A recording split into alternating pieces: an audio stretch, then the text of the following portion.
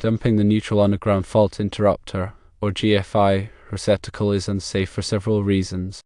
Firstly, there is a loss of ground fault protection. Ground fault interrupters are designed to detect imbalances between the current flowing in the hot and neutral wires. When a ground fault occurs, meaning current is leaking to the ground, the GFI trips to prevent electric shock. By jumping the neutral, you bypass the GFI ground fault detection mechanism, rendering it ineffective. Secondly, jumping the neutral can lead to overloading of the neutral wire. In a properly wired system, the neutral wire carries the return current from the appliance back to the service panel. If the neutral is jumpered, it will also carry the ground current. This can overload the neutral wire, potentially causing a fire hazard.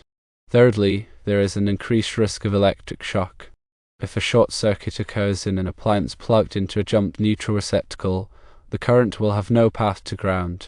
Instead, it may flow through the appliance chassis and potentially cause an electric shock to anyone touching it. The ground wire and neutral wire do connect to the neutral bus bar in the service panel, but they do not provide the same level of safety. The ground wire provides a low resistance path for electrical current to flow to the ground, protecting against electric shock. The neutral wire is part of the electrical circuit and carries current back to the service panel. It does not provide a reliable path for ground fault currents. Jumping the neutral on a GFI receptacle defeats the purpose of the GFI and creates a safety hazard by bypassing the ground fault protection mechanism.